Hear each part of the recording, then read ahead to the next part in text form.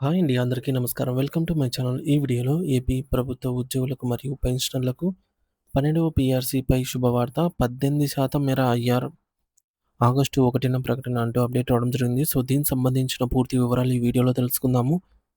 Video అయితే ఎక్కడే కానీ స్కిప్ చేయకుండా ఎండ్ వరకు చూసేయండి. అప్పుడే ఇన్ఫర్మేషన్ పూర్తిగా అర్థమవుతుంది.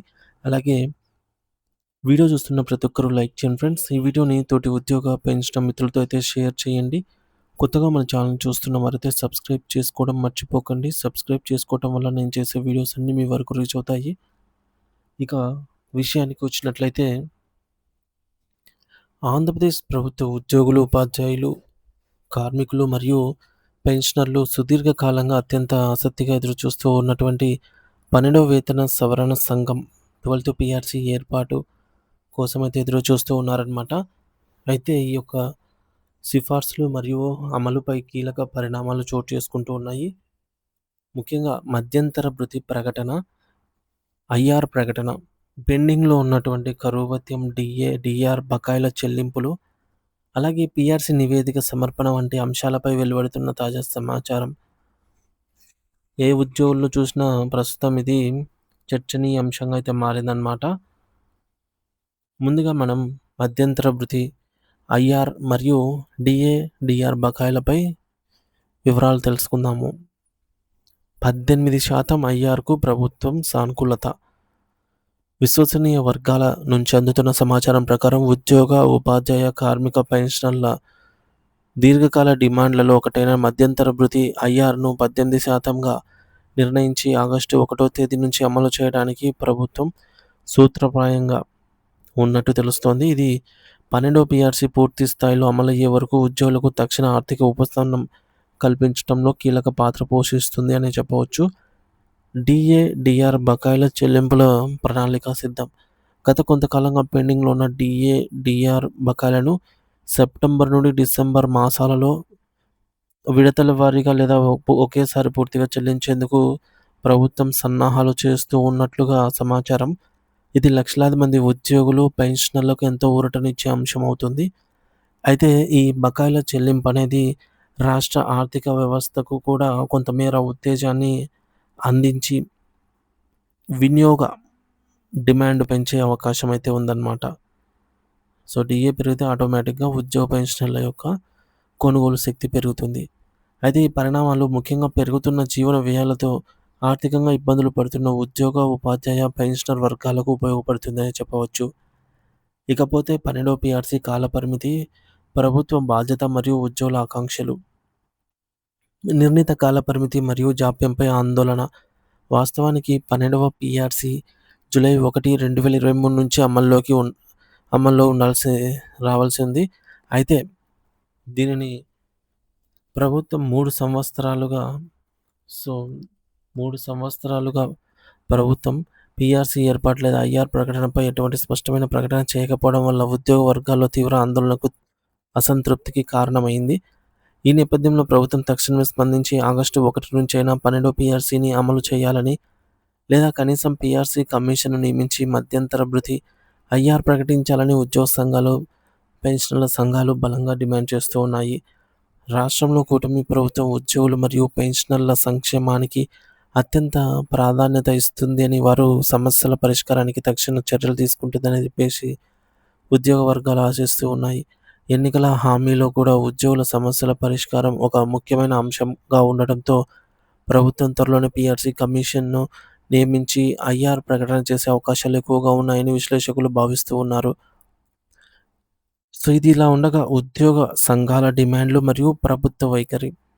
ఉద్యోగ, ఉపాధ్యాయ, పెన్షనర్ల సంఘాలు పీఆర్సీ అమల్లో ఎటువంటి జాప్యం జరగకూడదని, తమ ఆకాంక్షలకు అనుగుణంగా గౌరవప్రదమైన రీతిలో నిర్ణయాలు ఉండాలని చెప్పేసి ప్రభుత్వాన్ని కోరుతూ ఉన్నారు.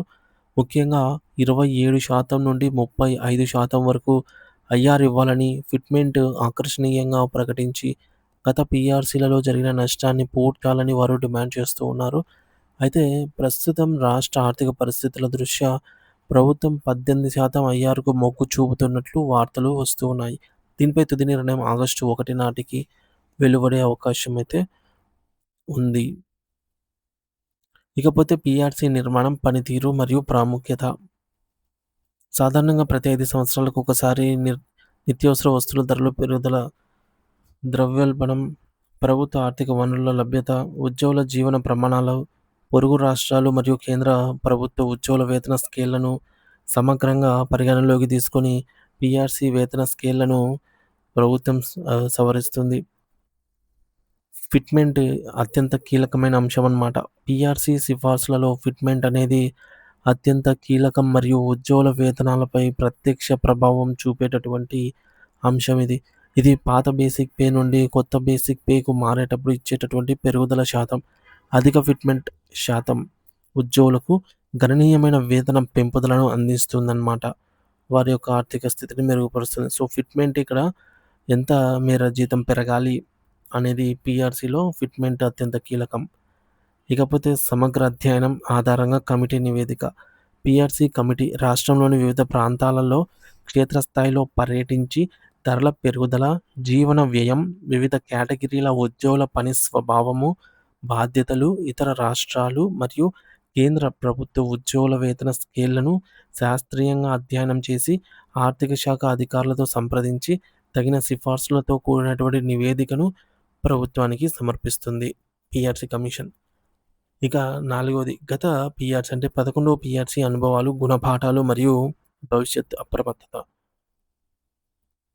11వ పీఆర్సీ వాస్తవానికి జూలై 1, 2018 నుండి అమలులోకి రావాల్సి ఉండగా, మానిటరీ ప్రయోజనాలను ఏప్రిల్ 2020 నుండి మరియు పూర్తిస్థాయి అమలు అనేది జనవరి 1, 2022 నుండి జరగటం వల్ల ఉద్యోగులు, ఉపాధ్యాయులు, పెన్షనర్లు ఆర్థికంగా తీవ్రంగా అయితే నష్టపోయారని, విలువైన బకాయిలు కూడా కోల్పోయారని తీవ్ర అసంతృప్తి వ్యక్తం చేస్తూ ఉన్నారు. అయితే ఈ జాప్యం వారి పదవీ విరమణ ప్రయోజనాలు అయినటువంటి గ్రాట్యుటీ లెక్కింపులపై కూడా ప్రతికూల ప్రభావం అయితే చూపింది. సో, రివర్స్ పీఆర్సీగా వర్ణించారు. మరి గత పీఆర్సీ నుంచి అనుభవాలు 12వ పీఆర్సీ పైన ఆశలన్నీ పెట్టుకొని ఉన్నారనమాట.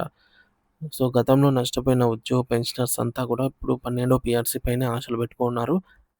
గత అనుభవాల దృష్ట్యా గత 11వ పీఆర్సీ అనుభవాల దృష్ట్యా 12వ పీఆర్సీ అయిన నిర్ణీత గడువులోగా ఎలాంటి జాప్యము లేకుండా ఉద్యోగులకు సంతృప్తికరంగా, పారదర్శకంగా అమలు అవ్వాలని అయితే వారు బలంగా కోరుకుంటున్నారు. గరిష్టంగా 1 సంవత్సర సమయం ఉండే ఈ నివేదిక తయారీ ప్రక్రియకు ఇప్పుడు ప్రభుత్వం తక్షణమే కమిషన్‌ను నియమించి ఈ యొక్క ప్రక్రియను వేగవంతం చేయాల్సిన ఆవశ్యకత ఎంతైనా ఉంది. ఇకపోతే 12వ పీఆర్సీ అమలుతో అంచనాలు మరియు సంభావ్య ఆర్థిక ప్రయోజనాలు. డీఏ, డీఆర్ విలీనం, బేసిక్ పే పెంపుదల.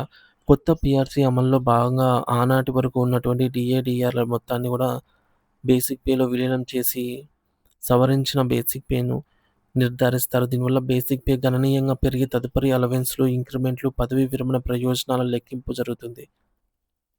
ఇకపోతే ఫిట్‌మెంట్ ప్రభావం. వేతనాల్లో గణనీయమైన వృద్ధి.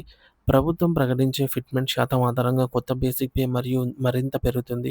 ఉదాహరణకు కేంద్ర ప్రభుత్వం 1% డీఏ ప్రకటించినట్లయితే రాష్ట్ర ప్రభుత్వం వాటాగా 0.91% ఈ డీఏ, డీఆర్‌ను ప్రకటించాల్సి ఉంటుంది. అదేవిధంగా ఫిట్‌మెంట్ కూడా ద్రవ్యోల్బణం, ప్రభుత్వ ఆర్థిక పరిస్థితి వంటి అంశాలపైన ఆధారపడి ఉంటుంది. వేతనాల లెక్కింపు ఒక ఉదాహరణ. ఫ్రెండ్స్, ఇది అంచనా మాత్రమే. ఒక ఉద్యోగి ప్రస్తుత బేసిక్ పే రూ. 30,000 అనుకుందాము అంచనాగా. మొదటగా అప్పటి వరకు ఉన్నటువంటి డీఏ, డీఆర్‌ను బేసిక్ పేలో విలీనం చేస్తారు. ఆ తర్వాత ప్రభుత్వం ప్రకటించే ఫిట్‌మెంట్ శాతాన్ని ఈ విలీనంపై బేసిక్ పేపై వర్తింపజేస్తారు.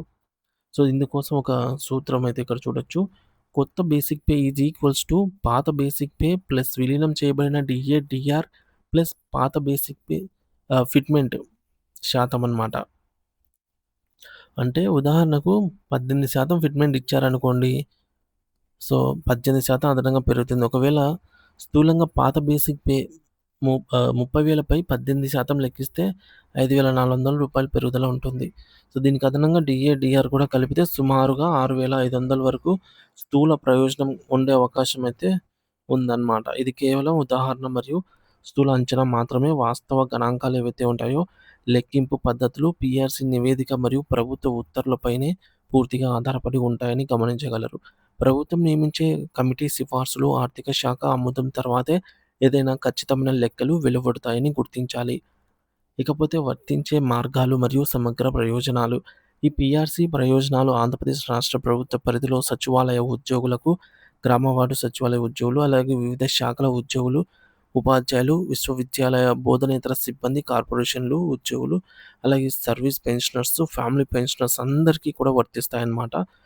12వ పీఆర్సీ అమలు జరిగితే పెరిగిన బేసిక్ పే, సవరించిన అలవెన్స్‌లు, మెరుగైన వైద్య సదుపాయము, పెన్షన్ ప్రయోజనాలు వారికి ఎంతో ఆర్థిక భద్రతను, జీవన ప్రమాణాలను మెరుగుపరుస్తాయని చెప్పవచ్చు. ఆశావహ దృక్పథం మరియు ప్రభుత్వం బాధ్యత. 12వ పీఆర్సీపై వెలువడుతున్నటువంటి సానుకూల సంకేతాలు ఉద్యోగ, ఉపాధ్యాయ, కార్మిక, పెన్షనర్ల వర్గాల్లో కొత్త ఉత్సాహాన్నయితే నింపాయి. ప్రభుత్వం ఉద్యోగుల ఆకాంక్షలను, రాష్ట్ర ఆర్థిక వాస్తవాలను సమన్వయం చేసుకుంటూ వారికి సంతృప్తికరమైన రీతిలో సకాలంలో పీఆర్సీని అమలు చేస్తుందని ఆశిద్దాం. ఈ యొక్క సూపర్ గుడ్ న్యూస్ అనేది త్వరలోనే వాస్తవ రూపం దాల్చి ఈ మేరకు లక్షలాది మంది జీవితాల్లో సంతోషం నింపాలని, ప్రభుత్వానికి ఉద్యోగుల మధ్య సుహృద వాతావరణాన్ని నెలకొనాలని జెప్పేసి ఆశిద్దాం. తదుపరి అధికారిక ప్రకటనలు, ప్రభుత్వ ఉత్తర్వుల కోసం అందరూ అయితే ఎదురు చూస్తూ ఉన్నారు. ఫ్రెండ్స్, దీనిపై మీ అభిప్రాయం ఏమిటనేది కామెంట్ బాక్స్‌లో కామెంట్ ద్వారా అయితే తెలియచేయగలరు. Thank you for watching this video.